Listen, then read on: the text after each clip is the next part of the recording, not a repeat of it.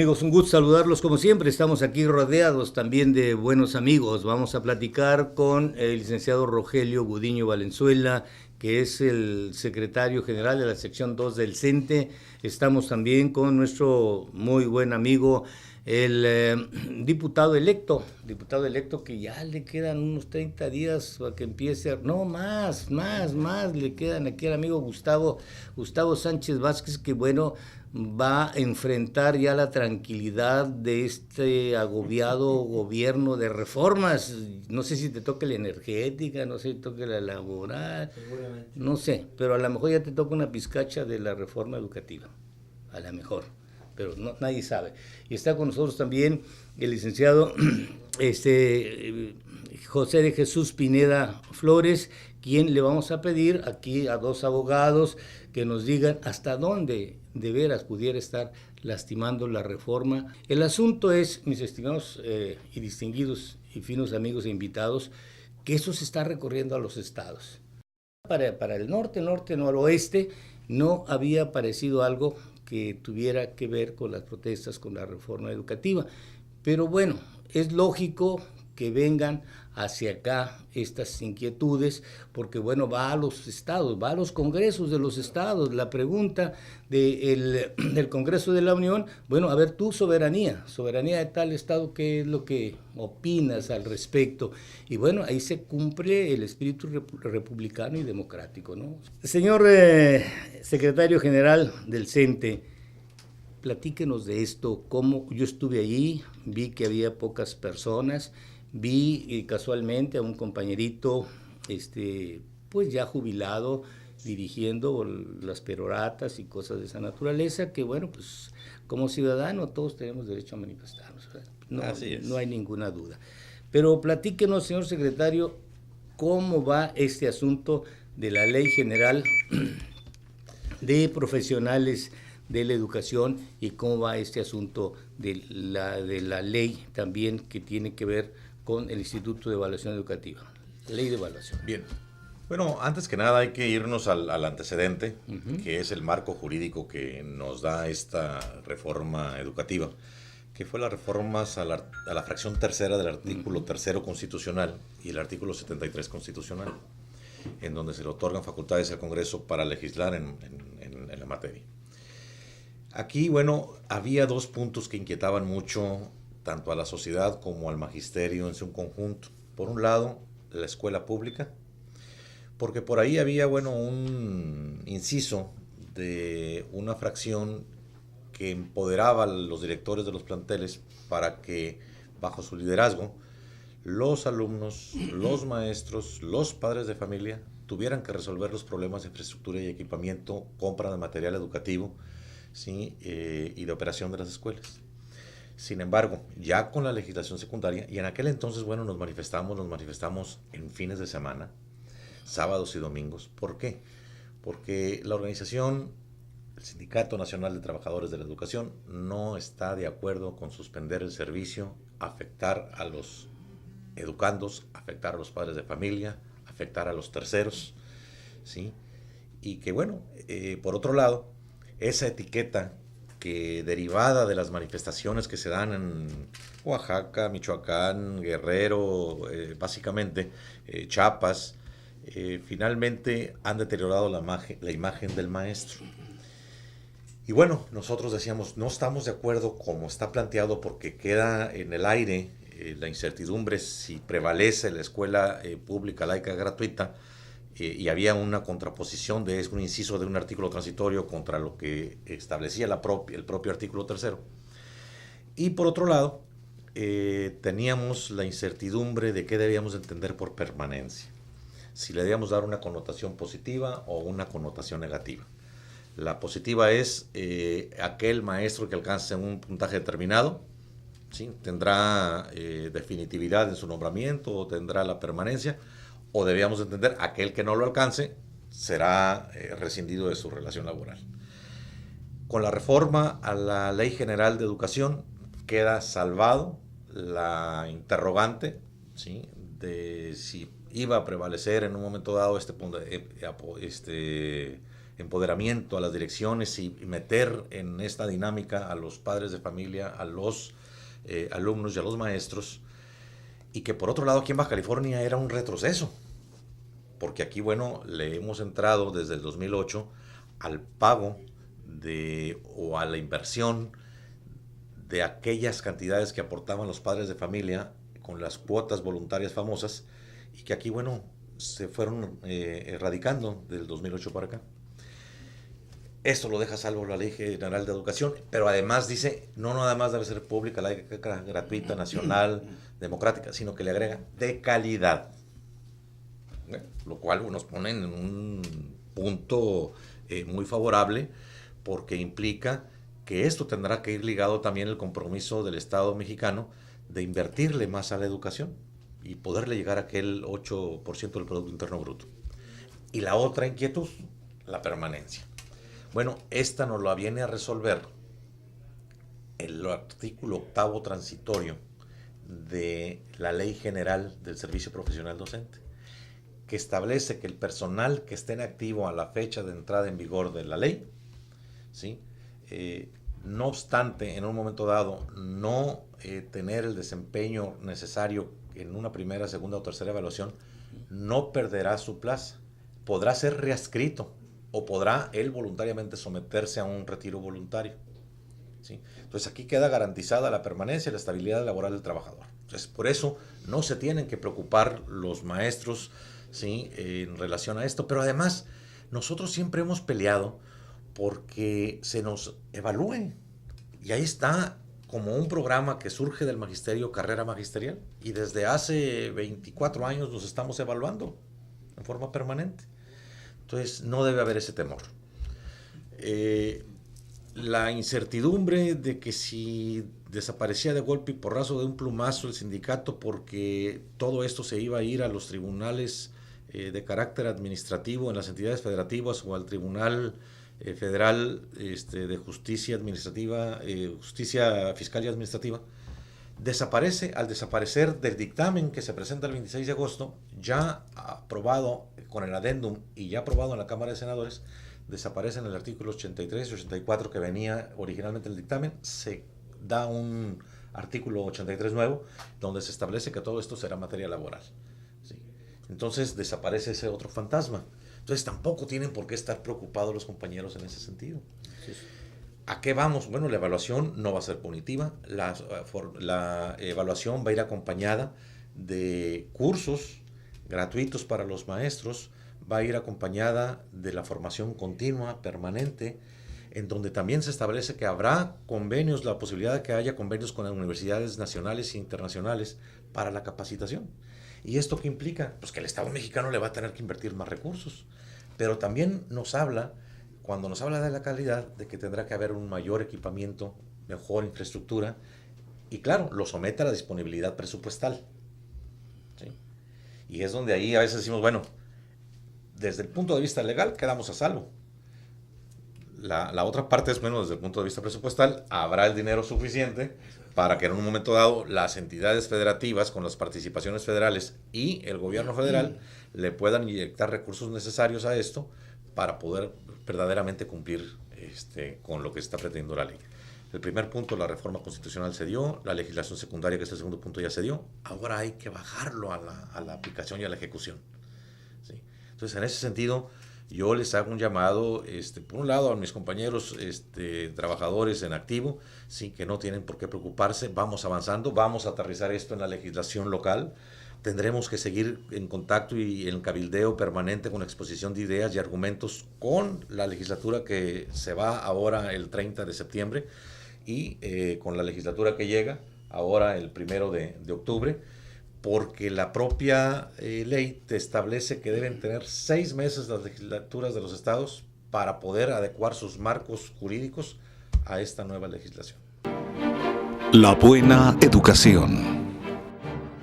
Entonces, sabemos que el presupuesto de la educación aquí en Baja California llega al 70% de inversión, pero si le bajamos allá sin los otros, otro tipo de contribuciones que nosotros entregamos a la federación y que lo regresan, pues estaríamos hablando de un 60%.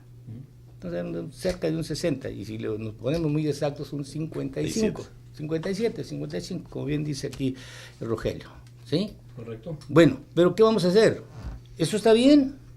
¿No hay peligro para las cuestiones laborales? ¿No se les van a montar ahí, ahora que estén ustedes en octubre, todas las manifestaciones de los profesores? Aquí ganan bien, en Oaxaca ganan mal, en Michoacán ganan peor. Allá estamos hablando de 6,000, 3,000 pesos, que estamos hablando, pues no, o sea, no se parece al de los diputados, pues, pero sí es una buena lana.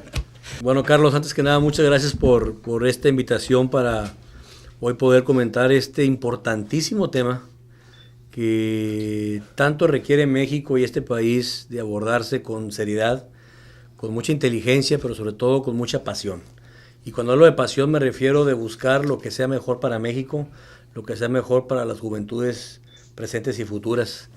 Un país no puede pensarse, ni siquiera concebirse alejado de una educación de calidad, alejado de una educación donde participen sociedad, gobierno, maestros y todos los elementos que vengan a dar la posibilidad de que el futuro de los nuevos estudiantes y por consecuencia el futuro del país vaya tan ligado de la mano con esto, ¿verdad? Yo creo que el tema de la reforma educativa es un tema que se había tardado llegar a México. Es un tema que teníamos postergado, lamentablemente secuestrado por un interés político, por un interés de otros órdenes que no permitía ni siquiera asomar un poco la nariz a tratar de gradualmente ir mejorando las cosas. Si hace muchos años, no sé, 10, 15 años hubiéramos empezado con esto, creo que gradualmente lo hubiéramos podido llevar sin la drasticidad que hoy se está teniendo que hacer, porque ya no hay tiempo que perder en ese sentido. Creo que Rogelio ha hecho una excelente narración de lo que implica en términos generales esta reforma educativa. Yo no soy un especialista en la materia, tú sabes que lo mío son los impuestos, pero como futuro legislador y como responsable de la legislatura, donde habrá de llegar necesariamente el trabajo de adecuar la legislación del Estado de California a estas reformas constitucionales, tendremos que echarnos un clavado a profundidad, porque tenemos que cerrar el círculo. Ya se abrió este círculo, tenemos que cerrarlo, tenemos todos que poner nuestra parte en ese sentido, ¿no? Tú ahorita comentabas algo que es muy cierto. Hemos estado viendo recientemente en estas semanas actitudes de ciudadanos, de personas que se manifiestan en contra de esta reforma educativa. Yo a veces me cuestiono si realmente toda esa gente que está en las manifestaciones, y lo digo porque acabo de regresar de México, que estuve una semana allá y me tocó vivir en carne propia lo que está pasando, si todos los que están ahí son maestros realmente. Primeramente preguntaría eso, ¿no? Creo que ahí hay un caldo de cultivo donde ahora sí que a río revuelto, ganancia de pescadores. Yo disto mucho de que el maestro se preste y ande en ese tipo de cuestiones. Yo creo que tenemos que separar muy bien las cosas, ¿no? Quién está queriendo agitar el país con otro sentido y con otra ganancia, y quién desde la aula de veras quiere defender sus derechos laborales con justa razón. Finalmente cualquiera lo haríamos, pero sí con la disposición de que nos sentemos en la mesa quienes tengamos la responsabilidad de hacer esto y saquemos adelante el tema de la reforma educativa. Ya no puede esperar más esto, Carlos. Yo creo que en ese sentido la disposición que habrá en el Congreso del Estado próximo, en esta 21 legislatura, será sentarnos con ¿quién? Con las dirigencias magisteriales, que son los principales interesados en representar los intereses de los maestros. Yo espero que también podamos escuchar a los maestros, a la base, ¿verdad? Que muchas de las veces no necesariamente son escuchados, y tendremos también que escucharlos a ellos. Tendremos que también ver qué opina el Ejecutivo del Estado, porque muchas de estas cosas va a implicar un gasto que hoy no se tiene, ¿verdad? También habrá que ver, pues, si ahora sí, como se dice, si todavía le queda agua al bule o ya no hay para seguir con esas cuestiones. La buena educación. Regresamos con ustedes, estimados televidentes. Gracias por seguir aquí con nosotros. Mire, tenemos al licenciado Alfredo Postlethwaite, que es, bueno, pues ni más ni menos que el representante de la COPACE, el consejero presidente.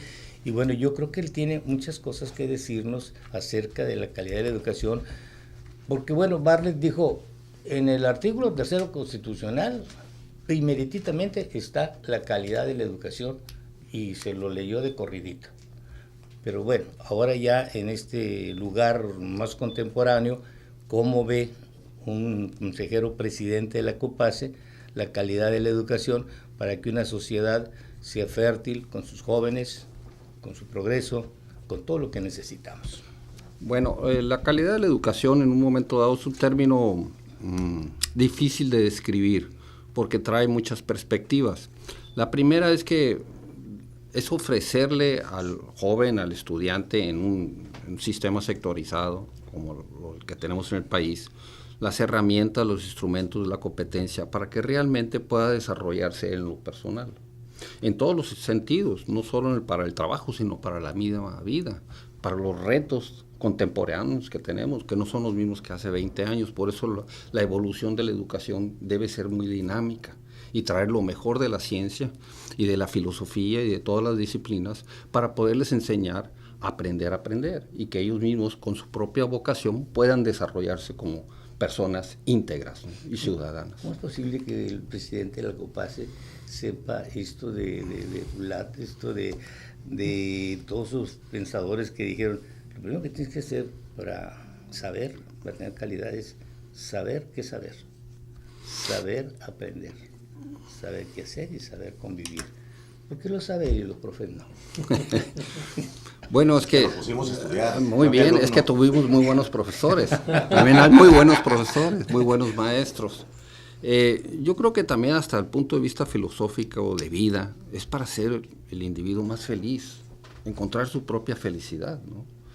A final de cuentas es la educación, porque la educación a través de todas estas disciplinas, estas enseñanzas del hogar y de la misma escuela, y quiero referirme también a los padres de familia, porque la primera escuela de virtudes, ¿dónde es? Es en el hogar.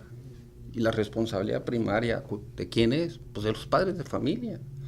Pero si lo podemos complementar en un sistema educativo, como el de México o cualquier otro país, complementado con lo que queremos como ciudadanos, como personas, pues entonces ya estamos creando una sociedad mucho, mucho mejor. En base a valores, en base a competencias, que a final de cuentas eso es lo que queremos, ¿no? Buscar nuestra propia felicidad, pero enseñarles a que en esa búsqueda pues tengan las herramientas, los instrumentos, las competencias, los saberes, para que encuentren su propia felicidad, ¿no? Yo creo que tú has leído a Pablo Freire. Están muy sospechoso lo que es Pernobla, Pablo Freire, ¿no? Dice que todos educamos a todos, nadie Pero educa a también nadie. quiero, don Carlos, con Sí. su permiso y con el permiso de nuestros amigos aquí, distinguidos panelistas, el efecto de la calidad de la educación es multifactorial. Primero, y lo más importante, quizás el que influye más en este sistema de educación, es el entorno socioeconómico. La familia, su capital cultural, todo eso influye en la educación. Otro es, claro, el tiempo escolar, el tiempo que realmente efectivo está el alumno frente a su maestro. Otro pueden ser los programas, definitivamente. Otro puede ser la infraestructura, equipamiento de nuestras escuelas que influyen. La participación social en las escuelas, en el quehacer, eso también influye. Pero el factor más importante son nuestros maestros. No le quiero quitar importancia a los otros, pero el maestro es el primer impulsor en nuestro sistema educativo. Y quiero decirles que aquí en Baja California y en México hay muy buenos maestros. Ah, sí. Y potencialmente hay un gran número de maestros.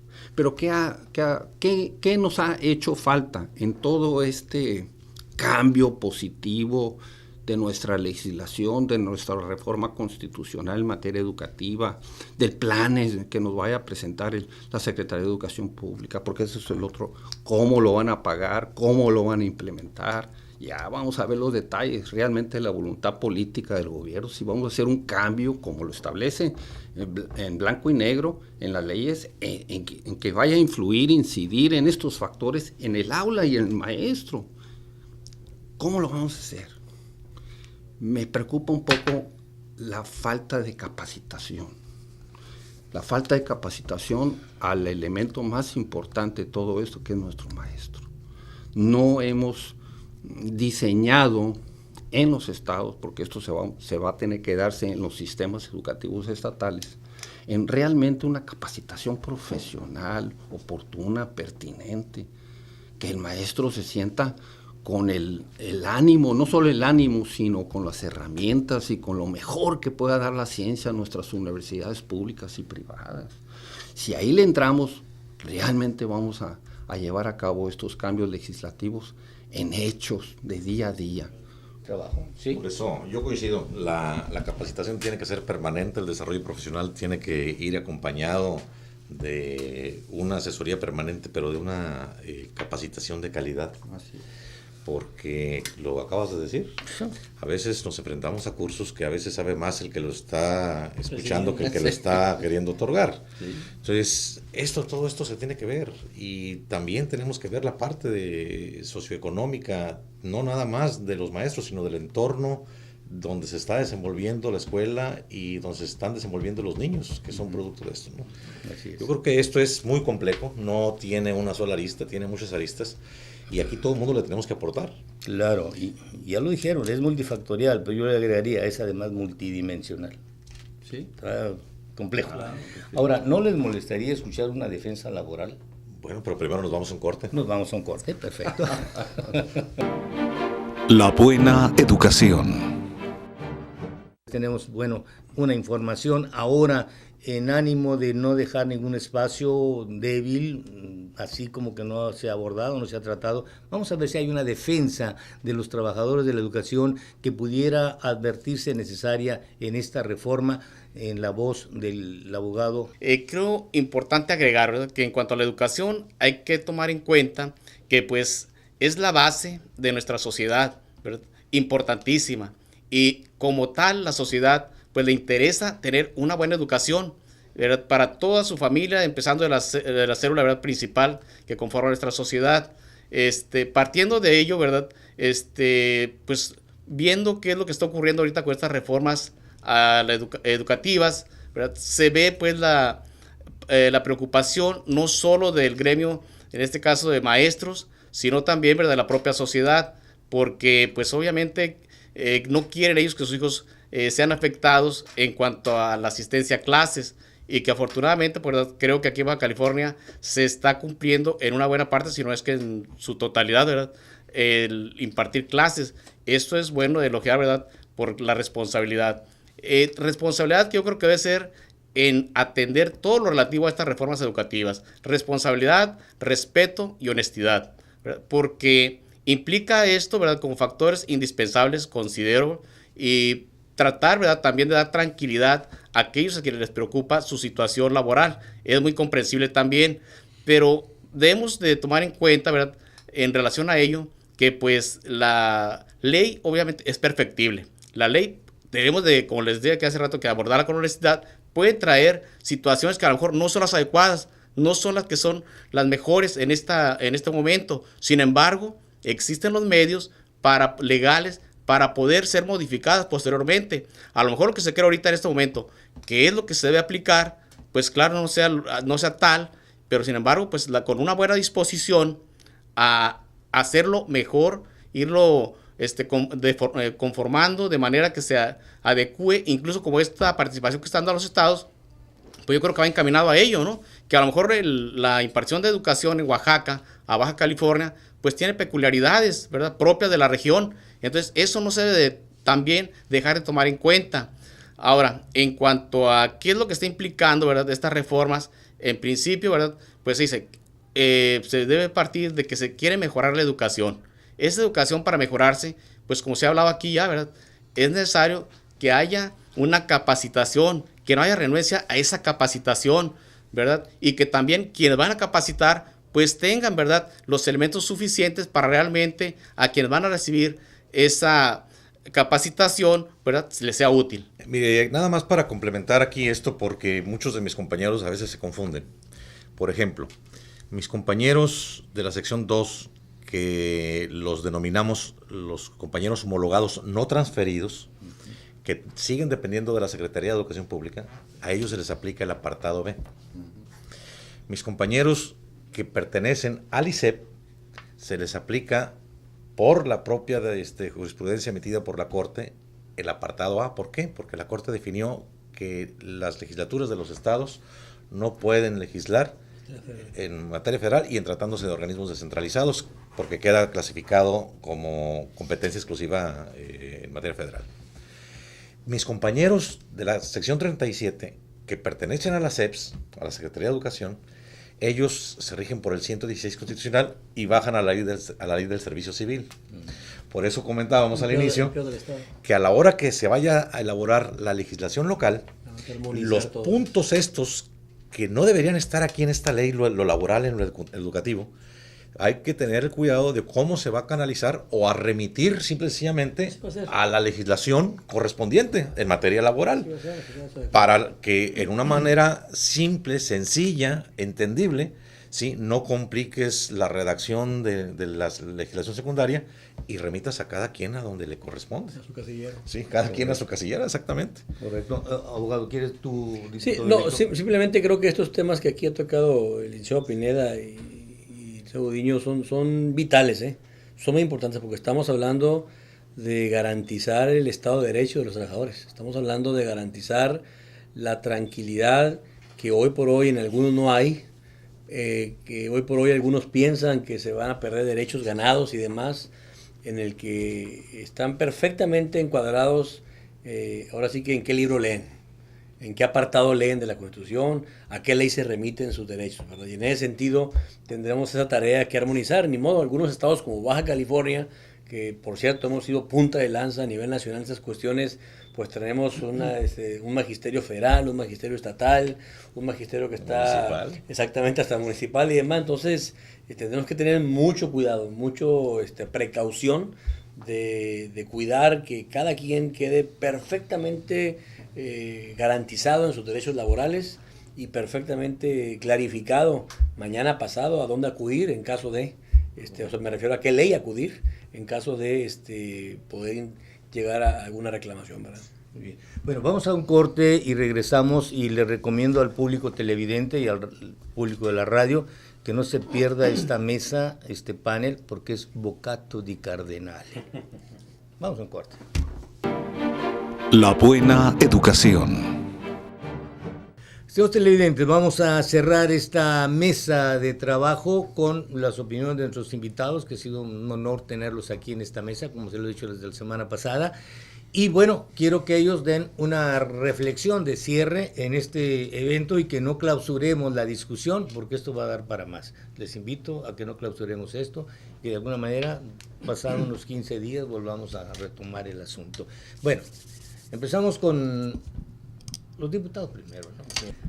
Yo creo que el tema de la reforma educativa deberá llevarnos, como lo comentaba hace un momento, a la imperiosa necesidad de abocarnos llegando al Congreso inmediatamente. Es un tema que, por la importancia que tiene, como lo comentaba, deberá estar en los primeros temas de la agenda legislativa próxima para atenderse, pero insisto, no va a ser ni prudente ni efectivo que ese tema se quiera simplemente atender y resolver por algunas partes de los involucrados en el tema.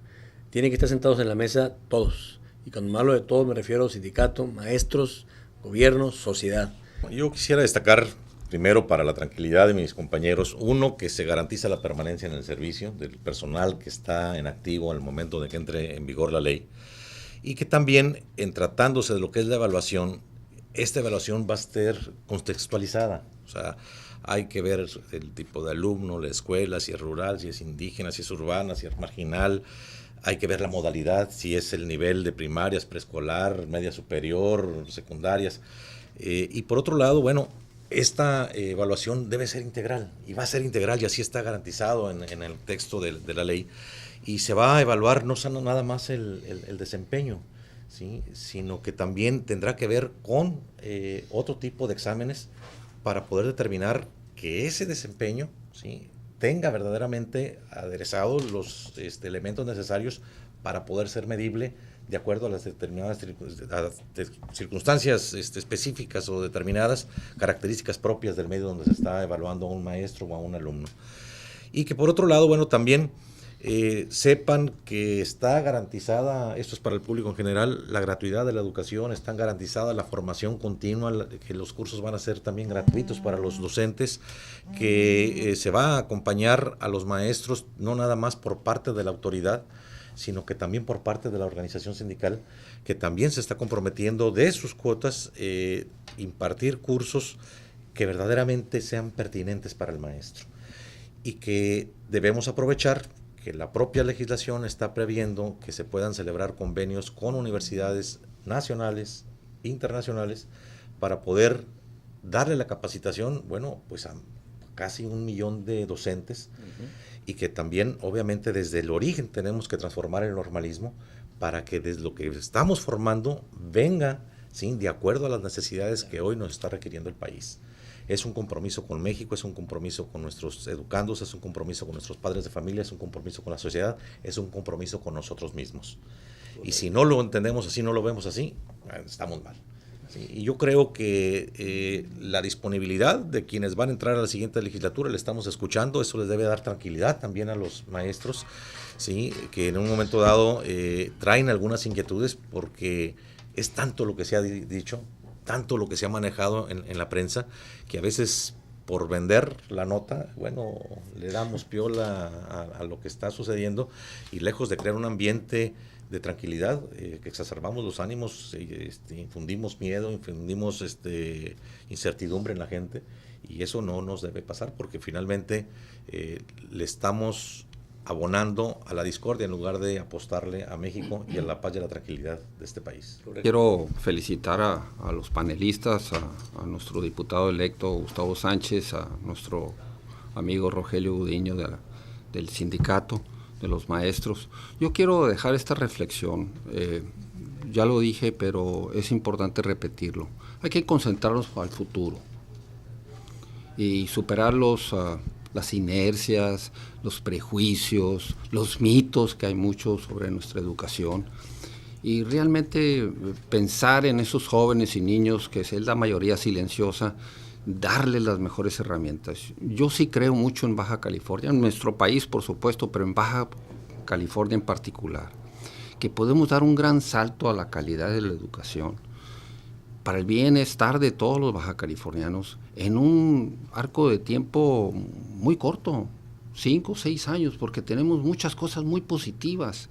Y cuando escucho al diputado electo y al representante sindical y a don Carlos como medios de comunicación, al licenciado, que todos tenemos la buena voluntad de entrarle con ganas, con energía, con inteligencia, y construir un plan que todos podamos sentirnos socios de ese plan, perfectible, pero hay que trabajar en ello, hay que tener este tipo de comunicación. Por eso le agradezco mucho a don Carlos este tipo de panel, porque nos ayuda a entendernos.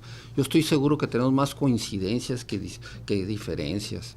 Y hay que ser generosos, definitivamente. Hay que ser generosos ¿con quién? Pues con la generación presente y futura, como lo dijo el diputado electo. Bueno, nuestro agradecimiento, nuestro profundo agradecimiento a estos distinguidos invitados de este panel de trabajo, en donde yo les recomiendo que no se lo pierda, tiene todas las oportunidades para hacerlo. Señores, qué fregones son ustedes, de veras, qué bárbaros. Me hicieron ver que la reforma queda chiquita. Pero a ver, pero acláranos, ¿eh? No, hombre, todo está muy bien. Todo está muy bien. Lo que pasa es que la televisión. De fregón, ¿verdad? ¿Cómo la televisión no debe ser tan seria, no debe ser así tan rígida. También tiene que tener virtudes de alegría, ¿no? Señores, claro, mi agradecimiento, de veras. Ha sido un honor tenerlos aquí en esta mesa de trabajo. Que la pasen muy bien, caballeros. Enhorabuena.